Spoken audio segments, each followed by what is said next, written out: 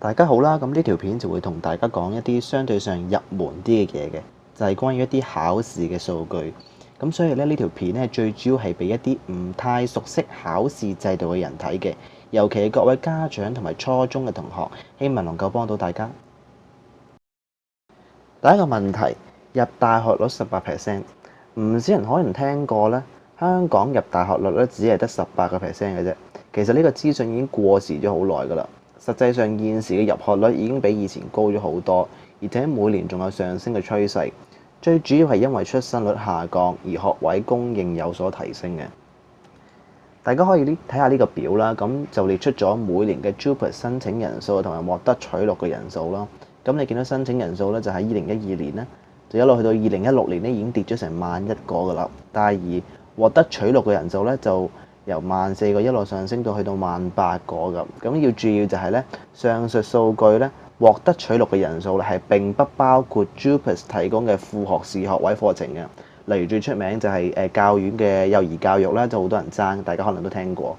咁你見到咧，每年嘅 JUPAS 人數的確係持續下跌，而取錄就係持續上升嘅。咁你見到百分比咧已經係由23%咧，去到2016年34%人都可以入到大學㗎啦。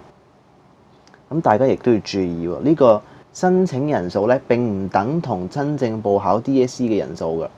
你見到咧，2016年 DSE 咧其實係有68000個考生嘅，但實際上咧報 JUPAS 嘅人咧只係得53000個啫。咁可能大家會問點解報 JUPAS 嘅人咁少嘅？可能就係因為我有啲係自修生啦，有啲可能淨係報嚟玩啦，可能係家長啊或者係老師啊都可能有嘅。咁亦都可能純粹係因為自己根本就入唔到大學嘅，所以冇報到 JUPAS 都有機會嘅。咁每年考試人數下降咧，其實好簡單嘅原因就係因為出生率下跌。咁實際上咧，呢一個每年嘅考生人數持續下跌，除咗2000年出世嘅人有所少少上升之外咧，其餘全部都會下跌嘅。去到2003年呢個46000人，因為嗰年係沙士，大家可能都知啦。咁由於呢個表太細，所以將呢啲重點寫咗出嚟啦。你見到2019年 DSE 嘅出生人數咧係去到48000人左右嘅，去到2021年咧更加跌到最低，近乎係46900人左右。去到2023年 DSE 開始咧就會節節咁上升，一路上升到去到89000、90000幾人嘅會持續。咁由於學位供應量咧大致會相同嘅，但考生人數下跌，可以預料嘅係咧，去到2021年 DSE 咧入讀大學嘅機會會非常之高。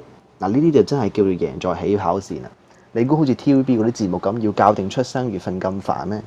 假如你讀嗰年完全冇人同你爭入大學，你已經完全贏咗噶啦。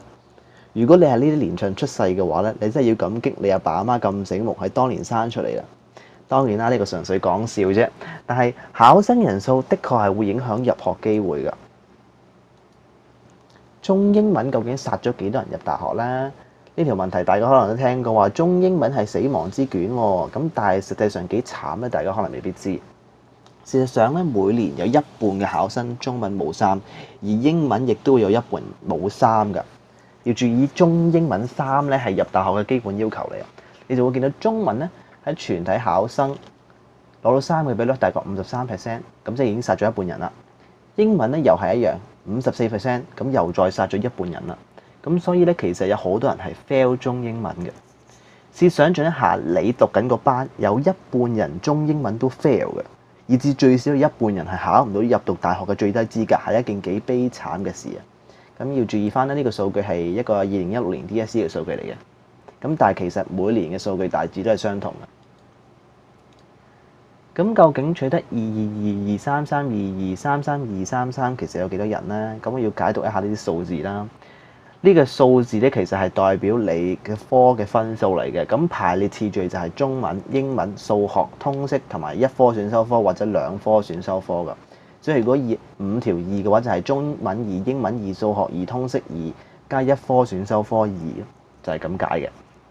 咁5條2咧，其實就係入讀副學士或者應徵公務員職位嘅最低要求。3322咧就係入讀政府資助學位，即係大學啦，簡單啲嚟講就係嘅最低要求。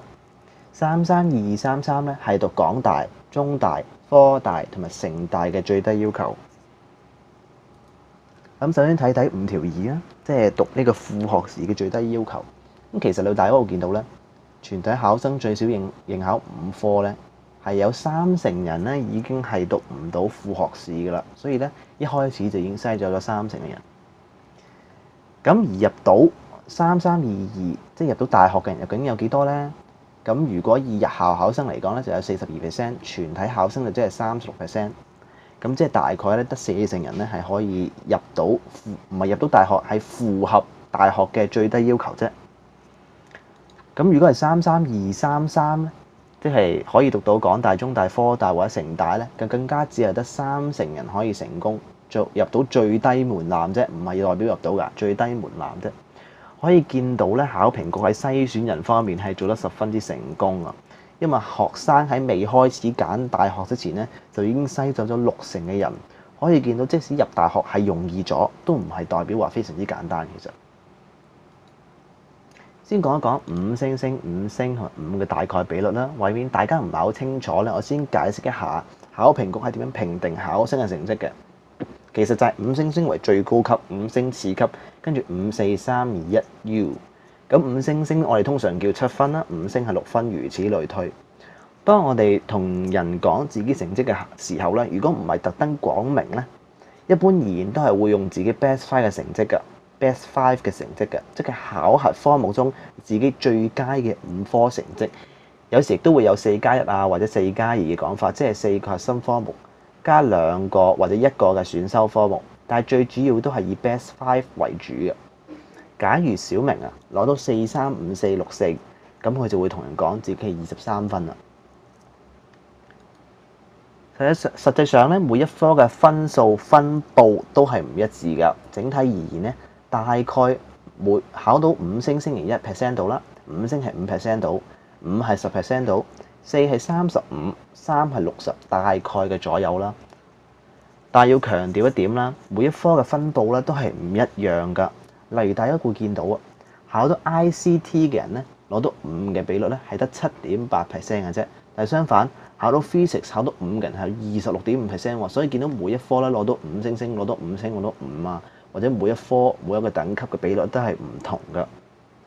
咁又講一講關於咩係甲類、乙類、丙類科目啦。甲類科目就係大家最常聽到嘅，例如各個核心科目、各個選修科目等等。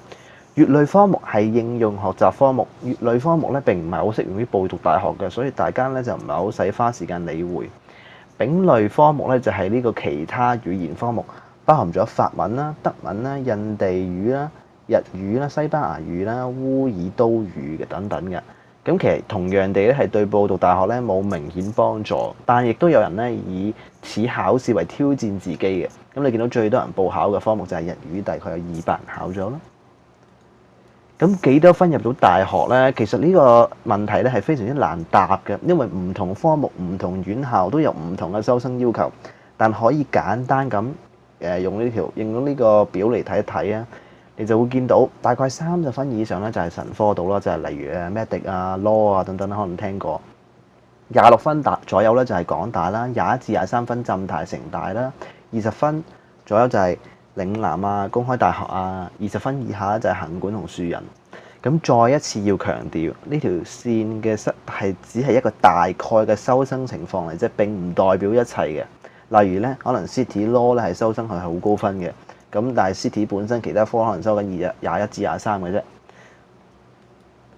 咁咧呢條片就去到呢度啦。如果大家中意呢條片咧，可以 like 或者同埋 subscribe 我嘅 channel。